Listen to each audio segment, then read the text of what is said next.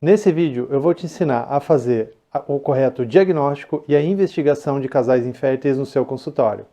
Eu sou Gustavo Vandresen, ginecologista e obstetra e especialista em reprodução humana. Então vamos para a aula. Inicialmente, eu quero mostrar qual é o meu objetivo com essa aula com você. Então eu quero que você, colega ginecologista, você consiga saber fazer o correto diagnóstico da infertilidade e também entender qual é a propedêutica adequada do casal infértil. Te mostrar que isso é um processo que não exige, num primeiro momento, de equipamentos caros, não exige que você esteja necessariamente dentro de uma clínica de reprodução humana. Você tem capacidade, plena capacidade como ginecologista, de fazer todo esse diagnóstico, toda essa propedêutica no seu consultório. Então vamos ao diagnóstico da infertilidade. Como que é feito esse diagnóstico? Que tipo de exame nós precisamos para fazer o diagnóstico da dificuldade para engravidar, que é a infertilidade? Que, aliás, a infertilidade, ela está cada vez mais presente no mundo, né? Então, a OMS tem lançado aí alertas recentes mostrando que, hoje em dia, 1 em cada 6 casais tem ou terá alguma dificuldade para engravidar. Isso mostra o grau de importância que esse assunto tem tomado no mundo, né? E para a medicina também. Então, nós ginecologistas que estamos mais próximos aí das mulheres, né, que acabam procurando inicialmente os serviços de reprodução humana ou até procurando o ginecologista para fazer tratamentos, para se queixar da infertilidade, nós temos que nos capacitar, né, para poder atender esses casais. E o que eu tenho visto é uma grande oportunidade de ginecologistas que ainda não fazem isso no seu consultório, de absorver, né, essa demanda, uma vez que os convênios médicos eles não cobrem esse tipo de atendimento, esse tipo de tratamento para os casais. Então fica aí uma oportunidade para você que na sua região não tem nenhum médico que atende esse tipo de casal, para você se diferenciar, para você não deixar passar esse tipo de queixa para outro colega ou para outra clínica, para você mesmo tratar isso no seu consultório. Então o diagnóstico de infertilidade ele é dado quando um casal está tentando 12 meses ou mais sem nenhum método contraceptivo, né, tendo relações sexuais frequentes, certo? Então, você veja que o diagnóstico mesmo, você dizer que existe uma infertilidade, não necessita de absolutamente nenhum exame. É apenas um dado de anamnese, um dado da conversa com o casal, da conversa com o paciente, né? Então, 12 meses ou mais tentando engravidar, sem nenhum método contraceptivo, tendo relações frequentes, você já pode dar o diagnóstico de infertilidade. Relações frequentes a gente entende como sendo relações, 2 relações por semana, ou até 3 relações por semana pelo menos, né? Porque existem casais que às vezes estão distantes um do outro, moram cada um em uma cidade, né, ou se veem com uma frequência baixa e às vezes podem não se enquadrar nesses critérios. Aqui tem um detalhe interessante que quando a mulher tem 35 anos ou mais, né, nós abrimos a investigação para infertilidade com apenas 6 meses de tentativa de gravidez e não aguardamos 12 meses, como é no caso das mulheres com menos de 35 anos. É importante levar em conta que a infertilidade ela é cada vez mais frequente e está acometendo 1 em cada 6 casais ou mais ou menos 15% dos casais da população mundial. Então isso é um dado bem importante. A infertilidade ela pode ser classificada como infertilidade primária ou infertilidade secundária. A infertilidade primária a gente considera aquela em que nunca houve gravidez, a gravidez nunca aconteceu, né? Então o casal está procurando engravidar, tentando engravidar há mais de 12 meses, sem nenhum método contraceptivo, ou se a mulher tem 35 anos, há mais de 6 meses, e nunca engravidaram. Então isso é classificado como infertilidade primária. A infertilidade secundária, ela é quando o casal já teve uma gravidez, ou tem um filho vivo, ou já teve uma gravidez, por mais que ela não tenha resultado, né, em um filho vivo, e agora está tentando novamente e não consegue mais engravidar. Então isso é determinado como infertilidade secundária. Bom, para a gente falar da propedêutica, do diagnóstico, é importante nós revisarmos esse conceito aqui de como ocorre realmente a fertilização natural. Como isso ocorre no organismo humano, né?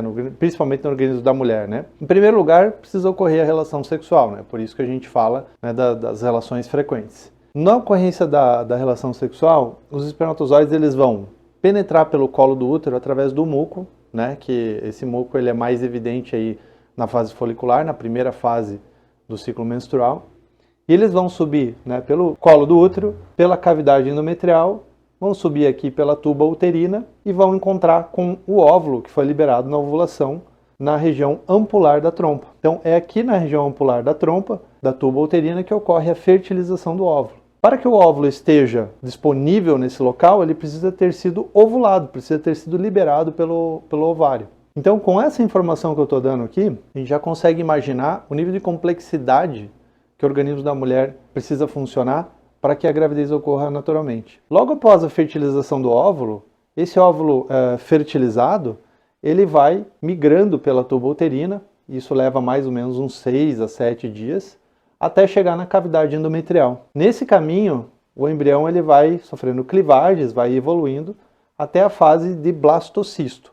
Quando lá pelo 8º ou 9º dia, após a fertilização, esse embrião ele se implanta na parede do útero, se implanta no endométrio, e aí que nós temos aí o beta-HCG positivo, né, a gravidez. Então tudo isso tem que acontecer, estou falando aqui de uma maneira bem resumida, tudo isso tem que acontecer para que a gravidez aconteça.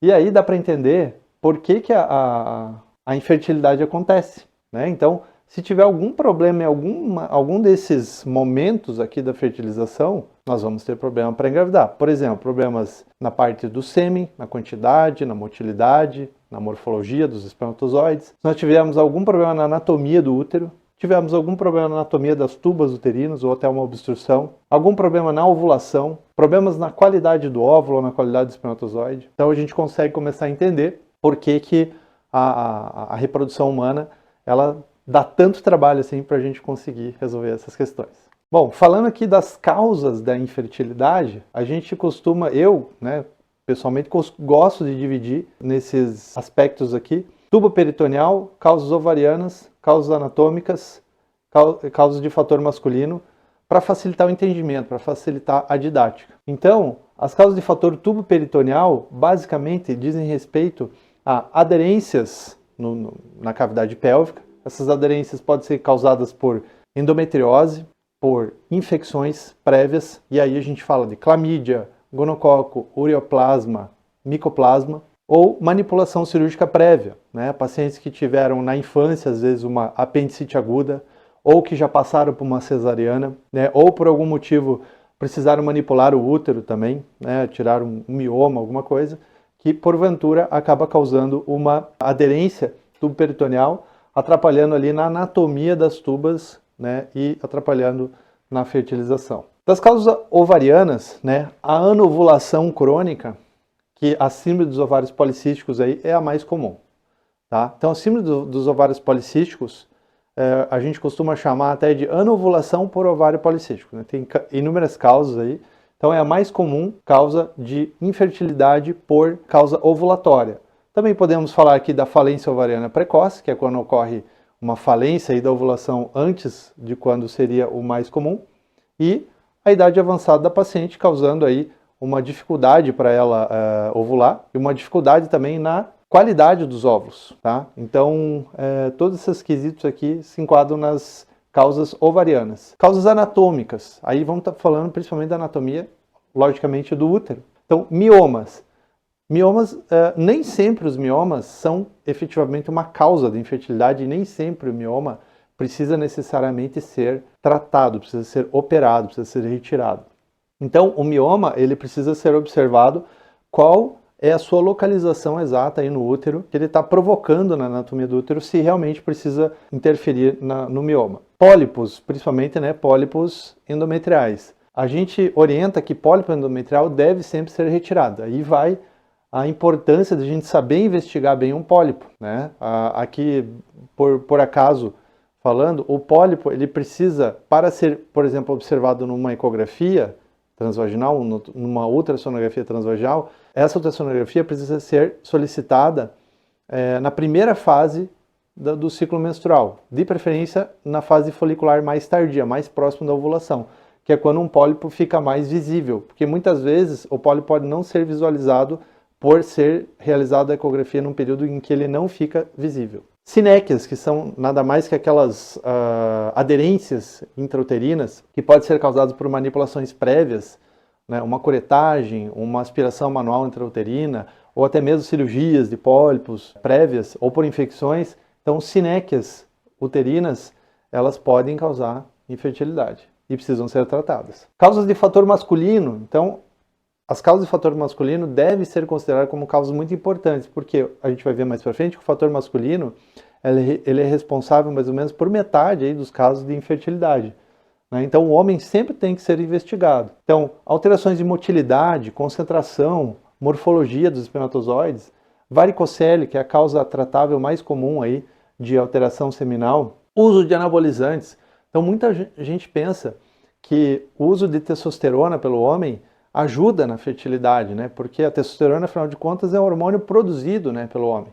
Mas se engana muito, porque os anabolizantes, eles agem provocando um feedback negativo no hipotálamo, né, que é o nosso maestro aí do sistema endócrino, e vai reduzir significativamente a quantidade de espermatozoides produzidos pelo homem. Então, o uso de anabolizantes é algo que você também pode detectar com uma simples conversa. Aqui é para nós termos uma ideia, claro que existem várias variações aqui desse gráfico, mas é para nós termos uma ideia que o fator feminino está presente em mais ou menos 30% dos casos de infertilidade, o fator masculino em mais ou menos 30%, então eles têm pesos iguais. Fator misto, que seria masculino e feminino junto, mais ou menos 30% dos casos, e a infertilidade sem causa aparente, mais ou menos 10%. Infertilidade sem causa aparente são casos em que a infertilidade existe, o diagnóstico foi feito, o casal está tentando há mais de 12 meses e não consegue engravidar, porém, nós não conseguimos chegar na causa da infertilidade. Isso é cada vez menos frequente hoje em dia com uma boa investigação. Então, nós temos que fazer uma boa investigação para evitar casos de infertilidade sem causa aparente. Né? Existe como tratar isso? Sim, existe, claro. Mas sempre é interessante nós termos uma causa definida para poder tratar mais adequadamente. Então, como que é a propedêutica e a investigação da infertilidade do casal infértil? Nós temos que lembrar da ginecologia obstetrícia do eixo hipotálamo, hipófise, ovário. Esse aqui é a pedra no sapato de muito ginecologista. O eixo hipotálamo, hipófise, ovário ficou como aquela aula que estudei, né, até passei na prova, na residência a gente acaba não vendo muito, né, a maioria de nós na residência acaba não se interessando muito por isso, né, acaba pegando mais a parte prática, né, mais a parte cirúrgica. E o eixo hipotálamo, hipófise, ovário é muito importante, inclusive no dia a dia do ginecologista. Nós temos aqui o hipotálamo, né, que é uma estrutura na base do cérebro, tanto do homem quanto da mulher, que é o maestro aí das nossas funções endócrinas, dos nossos hormônios, principalmente para a função sexual, né, para a produção de gametas.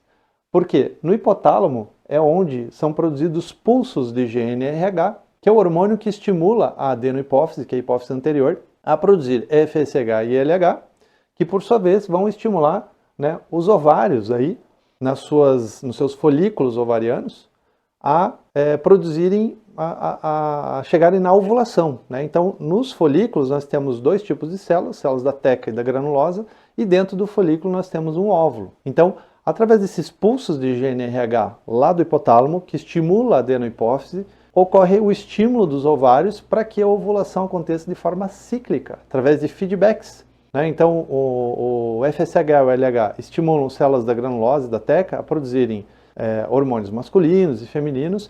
Esses hormônios, eles, além de provocarem a ovulação, eles também provocam feedbacks no hipotálamo para ele entender que as coisas estão acontecendo no ovário para que o ciclo se repita mensalmente quando a gravidez não ocorre. Né? Então, esse eixo precisa ser muito bem entendido, inclusive porque nos tratamentos de reprodução humana, o que nós fazemos é imitar o que esse eixo faz naturalmente. Então, com medicações exógenas, né, com injeções, por exemplo, de FSH, com injeções de FSH mais LH, de HCG, nós conseguimos chegar num resultado parecido com o que a natureza faz aqui.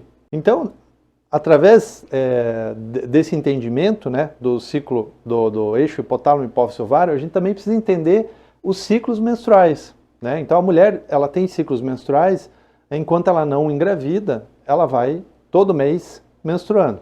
Então, o ciclo menstrual ele tem duas fases. A primeira fase é a fase folicular, né? A fase onde ocorre o estímulo do folículo ovariano pelo FSH, né? Então, o hipotálamo estimula a adenohipófise, que produz FSH, e que vai estimular o crescimento de um folículo, que culmina com a liberação do óvulo. Após a ovulação, ocorre a segunda fase, que é a fase lútea, que é quando esse folículo que liberou o óvulo sofre uma luteinização e começa a produzir predominantemente progesterona, né? Progesterona, o próprio nome já me diz para que serve a progesterona, né?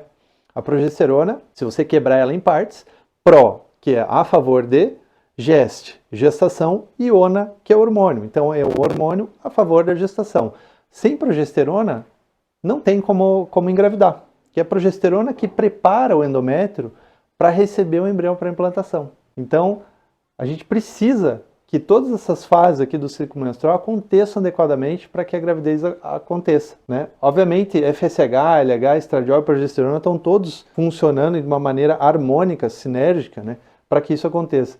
Então, observa aqui, já deve ter se deparado com esse gráfico aqui, né, que mostra como que é a variação hormonal durante o ciclo menstrual da mulher. Olha só, né? Então olha aqui, o LH ele vem, faz um pico e logo abaixa, e aí nós temos o estradiol que faz um pico um pouco antes do pico de LH e logo abaixa, e aí a progesterona que estava abaixo na primeira fase do ciclo, depois ela sobe, né, por conta do aparecimento do corpo lúteo. Então olha isso aqui que no primeiro momento a gente olha, acha uma bagunça, não entende direito. Isso aqui é muito importante nós entendermos, tanto para a prática da ginecologia, digamos, e da obstetrícia também, mas para a prática da reprodução humana. Isso aqui é o beabá, nós temos que entender isso aqui, principalmente para quem vai fazer baixa complexidade no consultório. Esse slide aqui eu coloco sempre para explicar que na mulher nem tudo é tão simples, né? Então, o estrogênio, né, os estrogênios, eles não têm uma origem, estrogênios e androgênios não têm uma origem única só do ovário na mulher. Então, por exemplo, os androgênios podem vir da suprarrenal, né? O estrogênio pode vir de uma aromatização periférica, de tecido gorduroso.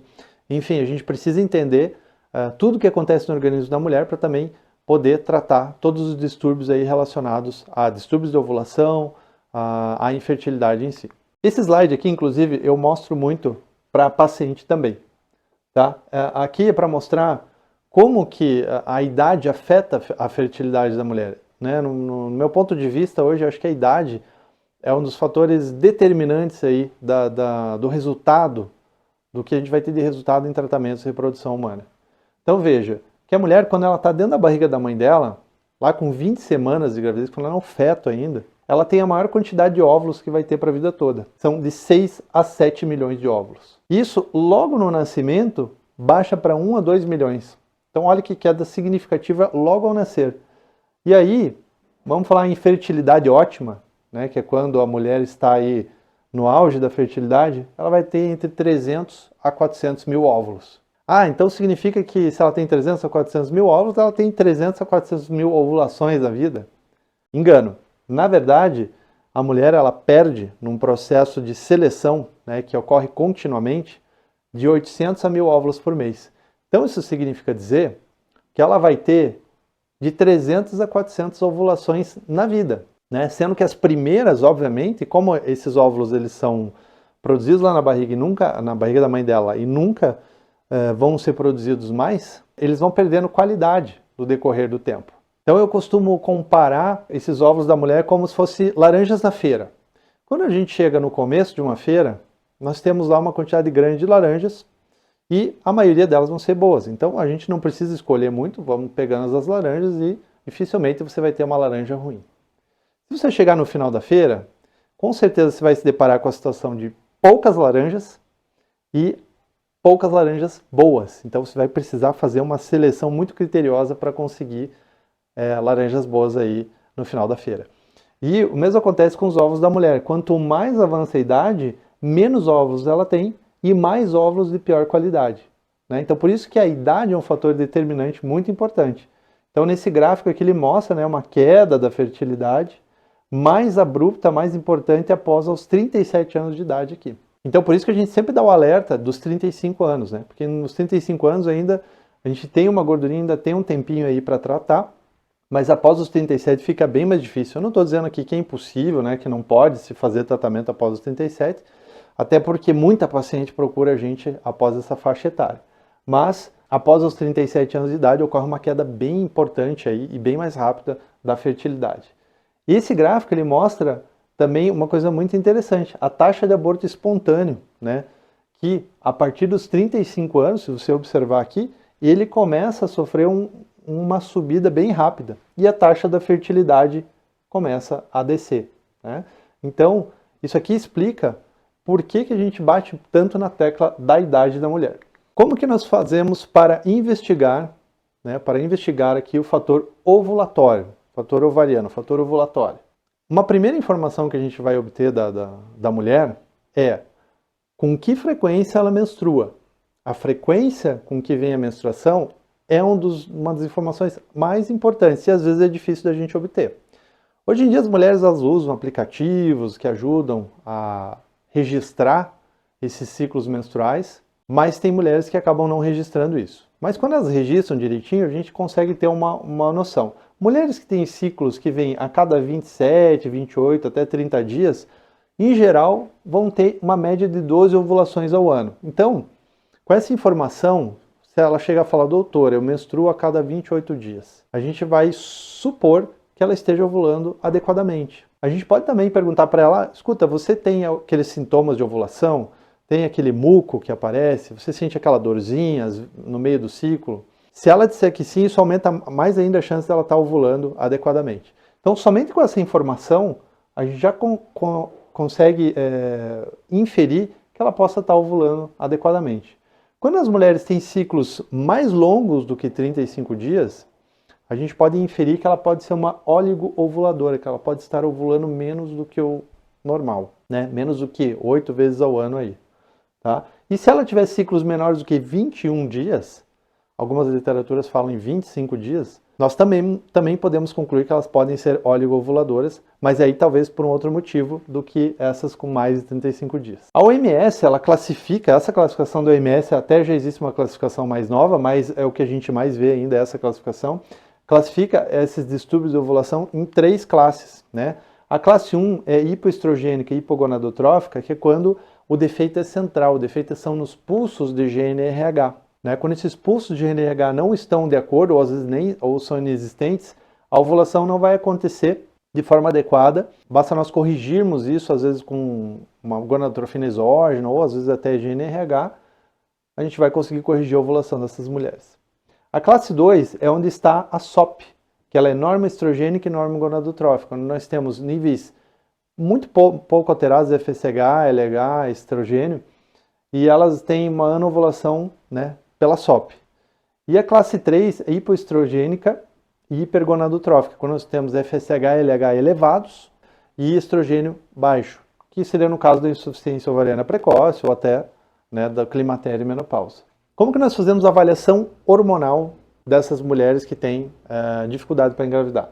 Vamos solicitar FSH, prolactina, TSH, T4 livre, antimileriano, contagem de folículos antrais. Também podemos solicitar o LH, né, o FSH e LH no caso da SOP. Se o LH tiver 2 vezes maior que o FSH, a gente também pode utilizar esse critério. Mas essa avaliação hormonal, ela deve ser solicitada sem a vigência do uso de anticoncepcional oral e principalmente na fase folicular precoce, ou seja, 3, no máximo 5 dias após o início da menstruação. A gente não pode esquecer disso, tá? Porque se a gente deixar passar um pouco dessa fase, lembra do gráfico dos hormônios? Então aqueles hormônios estão todos em níveis, um está mais alto, outro está mais baixo, e aí fica difícil fazer essa avaliação. Então nós precisamos fazer essa avaliação na fase folicular precoce. O FSH, ele é um preditor de reserva ovariana, mas ele não é o melhor que existe, né? Então se ele estiver muito alto, acima de 10, por exemplo, a gente já pode começar a inferir que essa mulher possa estar com uma reserva baixa. Porém, tem mulheres que estão com FSH abaixo de 10 ou abaixo de 8, enfim, estão com FSH no nível normal, mas mesmo assim tem reserva baixa. Então ele demora um pouco para alterar, né, o seu valor na vigência da baixa reserva. A prolactina, se ela estiver aumentada, ela pode causar anovulação, né? A hiperprolactinemia, ela faz o feedback negativo no hipotálamo e impede que a ovulação aconteça. Então é importante a gente diagnosticar esse distúrbio. TSH e T4 livre porque o hipotireoidismo pode estar associado a distúrbios ovulatórios, né? Então nós temos que investigar. O hormônio antimileriano, ele é um importante preditor de reserva ovariana hoje em dia. Eu costumo comparar o hormônio antimileriano como um medidor de gasolina. Ele não vai me dizer exatamente quantos óvulos essa mulher ainda tem, quanto tempo exatamente ela tem de fertilidade, mas ele vai me dar uma ideia. Vai dizer, olha, o tanque está mais vazio do que cheio, né? Então vai me dar uma ideia se eu posso tentar tratamentos que demorem mais, que exijam mais tempo, ou se de repente eu preciso acelerar um pouco mais o processo. Tá? Então, o hormônio antimileriano, é importante saber também que ele não é um preditor direto de fertilidade. Uma mulher com baixo hormônio antimileriano não necessariamente é infértil, né? Ele é um preditor de reserva de óvulos. Contagem de folículos antrais também é um bom preditor de reserva ovariana. Inclusive, a gente acaba utilizando, em conjunto com o hormônio antimileriano, é um exame que é feito por ultrassonografia, onde é feita a contagem de folículos antrais. Folículos de até 8, 10 milímetros na ultrassonografia. Então, pelo número total de folículos antrais, a gente consegue inferir se essa mulher tem baixa reserva ou não de óvulos. Esses testes de ovulação de farmácia são uma alternativa interessante, né, para pacientes que querem ver se a ovulação está acontecendo, até para médicos, que querem ver se a ovulação está acontecendo sem precisar estar fazendo exames de ultrassonografia seriados, né, ou até exames de sangue. Então ele é um teste que vai medir o nível do LH, do hormônio luteinizante, na urina da mulher. Então, quando a gente entende bem aquele ciclo hormonal, a gente sabe que mais ou menos de 12 a 24 horas antes da ovulação, nós temos o que o hormônio LH, ele sofre um pico, né, na sua concentração no sangue e na urina também. Então, como que a mulher faz? Ela vai fazendo testes, como se fossem testes de gravidez, seriados aí, a partir aí do 8º, 10º dia do ciclo menstrual. E quando ele dá positivo esse teste, a gente pode inferir que a ovulação deve estar ocorrendo dentro de 12 a 24 horas após isso.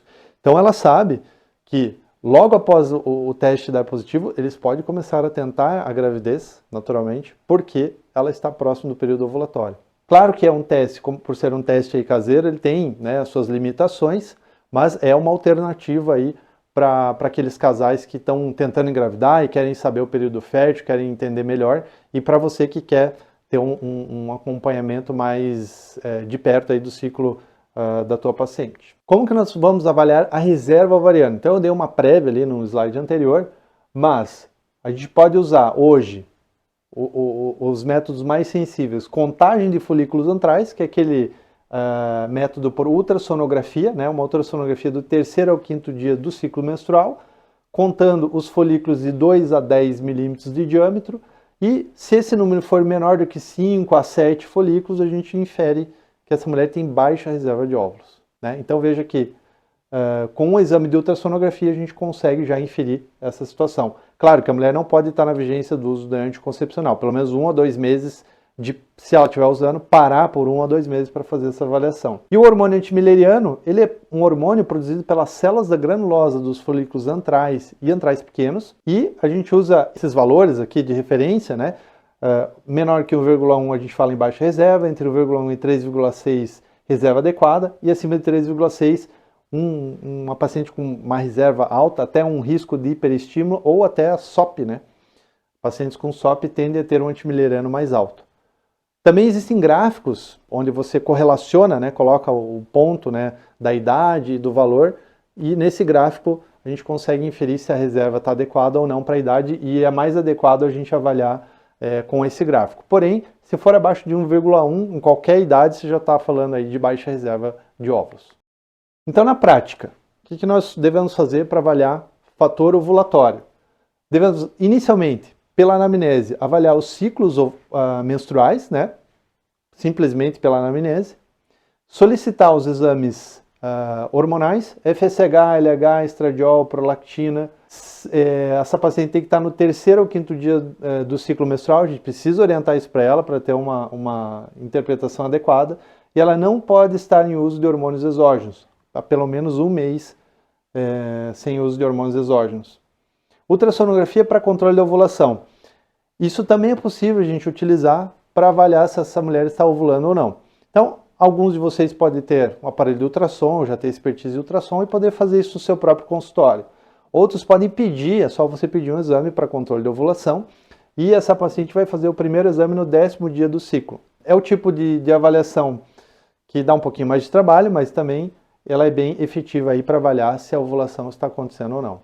E uma outra maneira é dosar a progesterona, só que a progesterona tem que ser dosada no momento correto, né? Ela não pode ser dosada na primeira fase do ciclo menstrual, obviamente se a progesterona virar baixa. Então ela precisa ser dosada do 21º ao 25º dias do ciclo, é uma maneira de a gente avaliar, né? E se o valor vier de 3 ou mais, a gente fala que a ovulação realmente está acontecendo.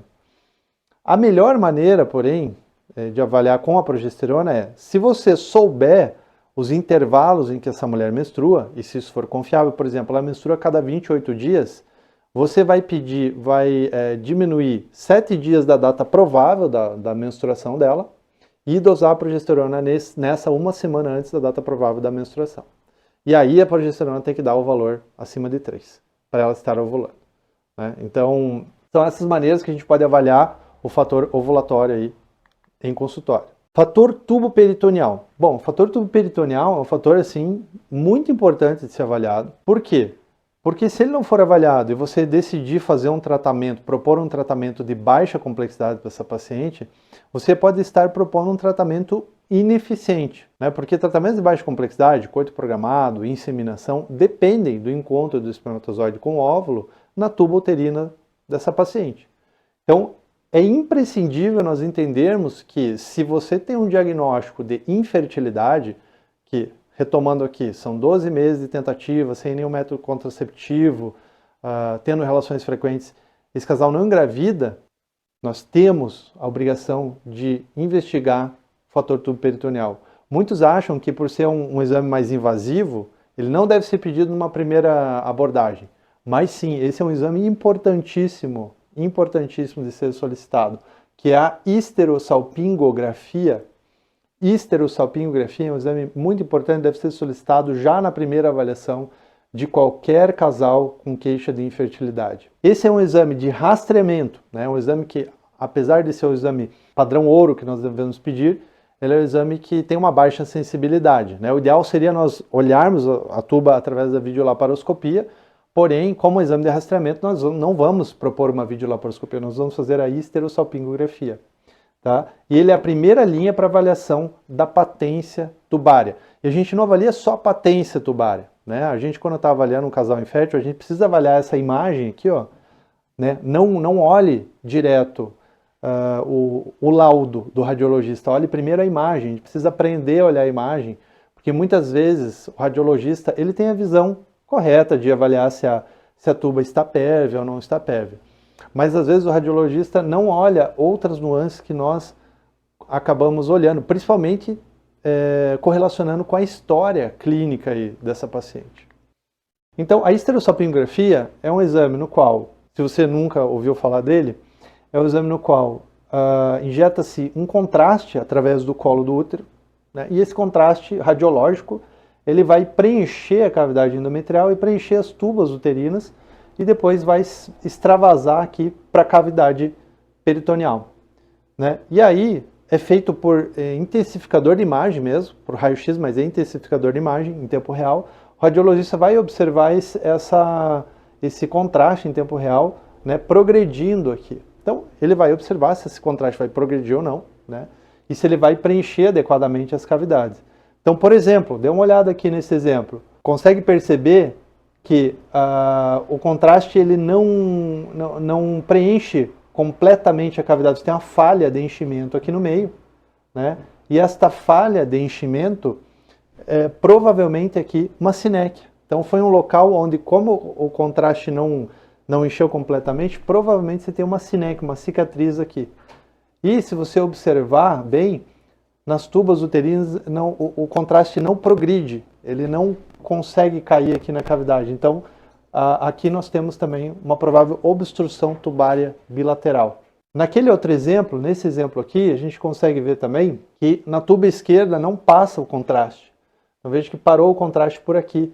E aqui a tuba direita também tem alguns sinais aqui que a gente pode inferir que sejam sinais de aderências peritubárias. Nessa imagem aqui a gente vê uma coisa que é do final do exame, que é chamada prova de Coté, que é quando o contraste ele extravasa para a cavidade e aqui sim nós temos um Coté adequado. Então a gente precisa ter um certo conhecimento de interpretação da imagem, né, para a gente poder tirar uma conclusão da esterossalpingografia. É um exame que não dá para passar sem. A videolaparoscopia ela pode ser proposta, mas não como uma propedêutica inicial, como propedêutica básica. Em alguns casos a gente vai encaminhar a paciente para a videolaparoscopia, mas são casos selecionados. Então, por exemplo, caso de endometriose, né, em que a paciente tem uma boa reserva ovariana. Então veja a importância de a gente avaliar essa reserva ovariana. Pacientes jovens, né, pacientes com menos de 35 anos, e que têm um bom prognóstico após essa intervenção cirúrgica, porque se você definir que ela deve fazer uma cirurgia antes de tentar engravidar, o tempo que ela vai tentar engravidar após a cirurgia é em torno de 6 meses. Então, demora um tempo para se ter uma resposta ou positiva ou negativa desse tipo de tratamento. Então, a videolaparoscopia ela deve ser avaliada com critério se ela vai ser indicada ou não. Fator anatômico, né, que seria alterações da anatomia do útero. Então, a gente vai avaliar basicamente por ultrassonografia transvaginal, alguns casos por ressonância e alguns casos por histeroscopia, que é aquele exame que se entra, né, com uma endoscopia através do útero. Então, aqui a gente tem alguns exemplos, por exemplo, um mioma gigante, né, visto na ressonância magnética. Aqui, uma ultrassonografia mostrando uma anatomia normal, né, então um útero em corte transversal, com endométrio adequado, aliás, o endométrio de segunda fase, isso é possível ver aqui. Aqui na ultrassonografia, essa é uma ultrassonografia no qual injetaram um líquido dentro da cavidade do útero chamado histerossonografia. E aí foi possível observar o quê? Pólipos endometriais, vários pólipos endometriais que podem dificultar e causar abortos, repetição ou dificultar a gravidez.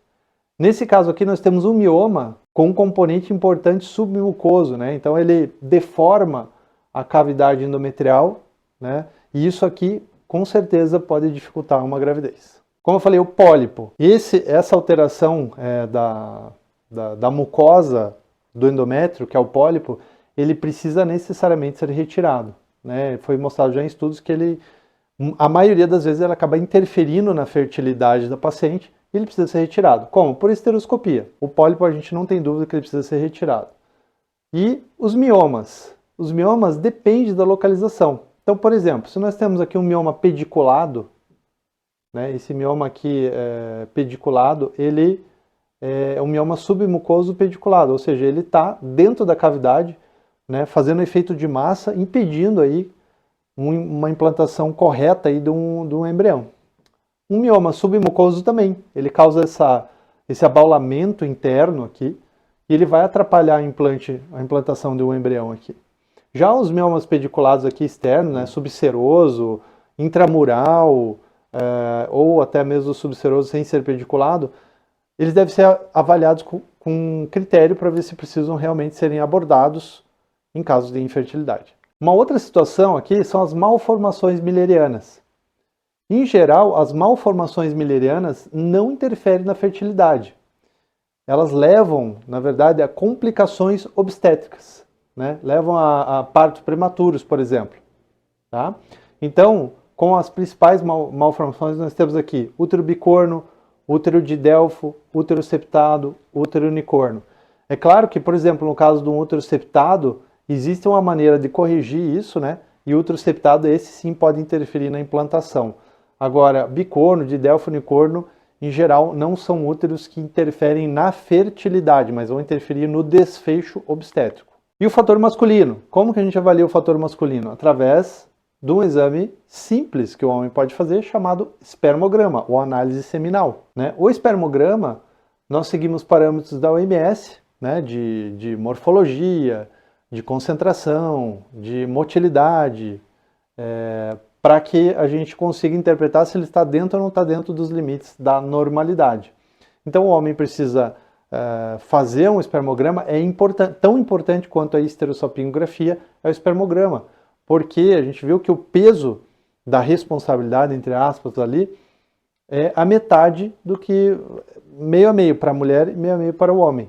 Tá? Então, no espermograma nós podemos ter alterações na contagem, tá? Então podemos ter diminuição de contagem, diminuição da motilidade, diminuição da morfologia. Tudo isso pode impedir ou dificultar que o espermatozoide, né, que é ejaculado lá no momento da relação, chegue na tuba uterina. Então, para se ter uma ideia, em geral a gente espera que tenha 150, 300 milhões de espermatozoides no ejaculado e apenas um vai chegar no óvulo. Então a seleção do lado do espermatozoide é uma seleção bem criteriosa, bem rigorosa. Então a gente tem, por exemplo, o caso de azospermia, que existe a ausência de espermatozoides, oligospermia, que temos espermatozoides com quantidade abaixo do normal, polispermia, que é quando é aumentado, necrospermia, que é espermatozoides mortos acima do que é o esperado, astenospermia, que é quando a motilidade progressiva, ou seja, aquele espermatozoide que se movimenta e progride, está uma quantidade baixa, teratospermia, quando nós temos uma morfologia abaixo do esperado, né? E nós temos aqui como a principal causa de alteração tratável do espermograma a varicocele. Então, a varicocele, em alguns casos de alteração de espermograma, é importante se avaliar se existe ou não existe a varicocele, porque se houver varicocele, o tratamento é cirúrgico e pode melhorar muito a qualidade aí do espermograma. Resumidamente, na pesquisa básica do casal infértil, o que nós temos que seguir? Né? Anamnese, exame físico e exames gerais. Tá? Ultrassonografia transvaginal é importante para avaliar inicialmente a morfologia do útero, espermograma e esterossalpingografia. Esses dois exames, como eu falei, são imprescindíveis. Aliás, tudo aqui se sustenta junto. Né? Então, a anamnese é muito importante para a gente avaliar, como eu falei, começar a avaliar o fator ovariano, se a ovulação está acontecendo adequadamente, né?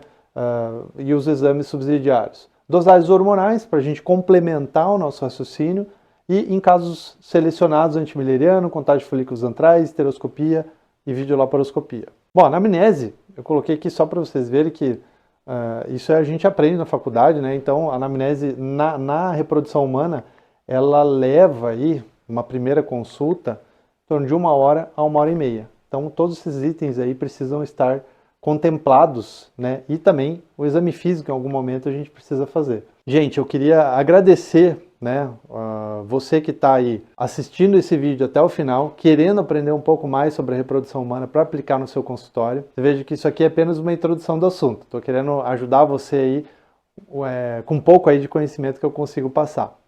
Se esse assunto aqui é interessante para você, você quer receber mais conteúdo como esse, se inscreva aí no meu canal, tá? Ative o sininho para receber as notificações.